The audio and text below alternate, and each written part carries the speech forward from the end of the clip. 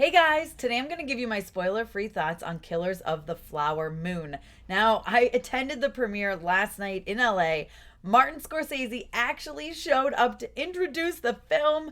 He praised the actors, which he is not wrong, and he thanked a lot of people. I was in the second row, which I was absolutely shocked to see him. They rolled out a podium and were like, "It's not going to be Marty, is it?" It was him, which was just amazing to be in the sheer presence of such a talented genius, right? Okay, we know he's a genius when it comes to making films. We're well aware of this. Now, so where does this movie stand? Is it his best movie? No, probably not. But is it up there? Yeah, it definitely is. I need to watch it again. Not so soon. It's 3.5 hours long and it is very heavy, very emotional. Especially, I didn't know about any of this story. Like, my school didn't teach me this stuff, okay? I didn't know any of this. So it was like completely eye opening. Of course, I did see the trailer. If you guys saw my trailer reaction, some of you were like, "Oh, you have no idea what's coming, do you?" And no, I didn't. And I, on purpose, after I realized this really is like a true story, I purposefully didn't look into it because I wanted to see what the movie delivered. And then I looked into it after, and it seems like it is quite accurate. Now, one thing I need to point out, I'm going to get into what I loved about this movie because there's so much I love about this movie, but I have kind of one main issue with it. It's like a two-parter issue, and it's not major, and it doesn't take away major points because I still find it to be a very beautiful film, very heavy, like I said, emotional, lots of triggers for parents. As a parent, there was one moment in particular that actually made me shed quite a few tears. My friend Wendy from the movie couple who was next to me is like, "Oh gosh, are you okay?" Like, it was a lot. Again, it's 3.5 hours long. It's long. It's long. But that's not really my two-parter issue with it.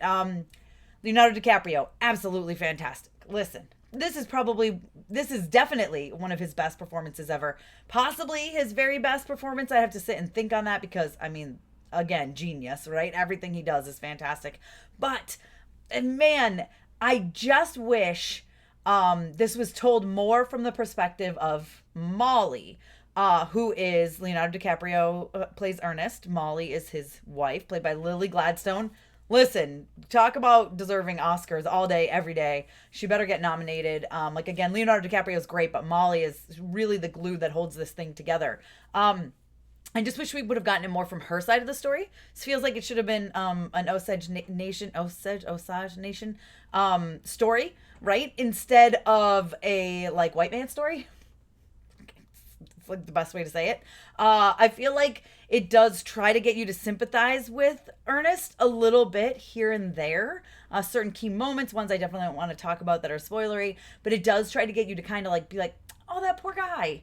Meanwhile, the poor guy is like literally planning the death and murder and destruction of his wife's whole entire family. So he's not exactly a good guy.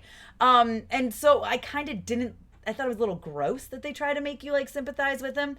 However, I get why it was done. It's obviously rounds out the story. You guys will understand when you see it, but I still didn't love some of the moments where they try to make you like him. And I think that's maybe partly Leonardo DiCaprio. I don't know. I'm a massive fan of him. I think he's extremely talented. So maybe that's my own personal feelings bleeding in a little bit just towards Leonardo DiCaprio the actor, right? Not Ernest, the guy he's playing. Okay?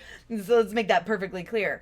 And so that was kind of like, that was my kind of like two-parter, right? Like, I wish it was more about Molly, and I also wish they didn't kind of make us feel a little sympathetic towards him, or at least try, because it felt like they were trying that quite a bit. Now, did it have to be 3.5 hours long? Probably not. I bet you we could have gotten away with 2 hours and 45 minutes and been just fine. However, I do understand the way they let certain moments breathe, the things they showed. There are some moments that are extremely hard to watch. And I talked about there's a moment as a parent. There's one in particular as a parent that really, really is hard and very triggering. However, these murders that they show, like, they are brutal. They are hard. You have to like look away. Wendy and I a couple times leaned into each other and looked away from the screen because it's a lot. It's heavy.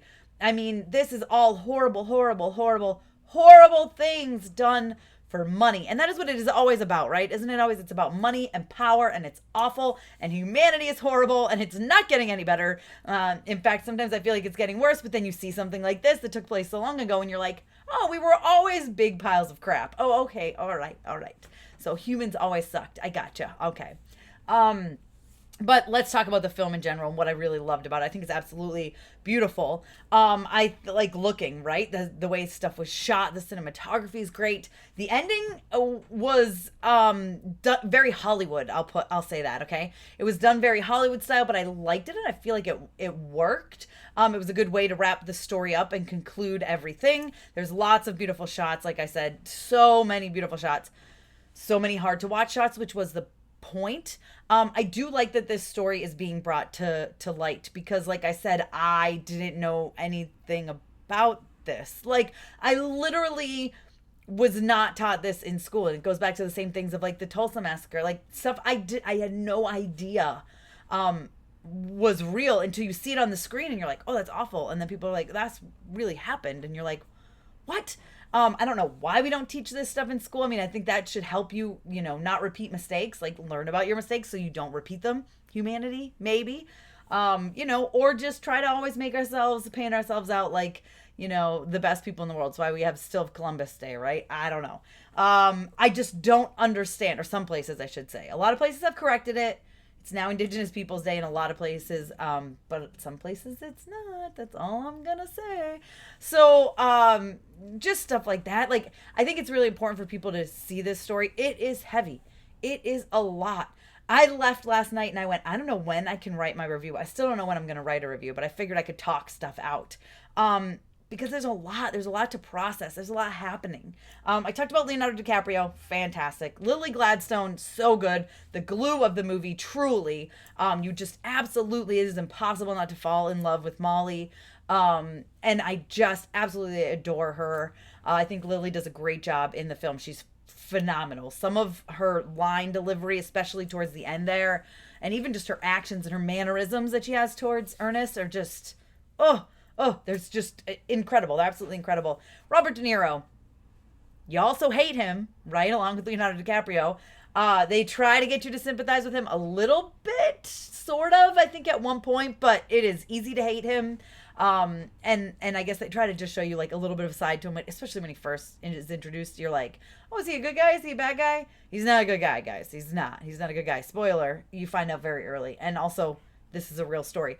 But he's so good. He's such a great actor. And there were some moments between him and Leonardo DiCaprio that really, really like shine a light on this situation.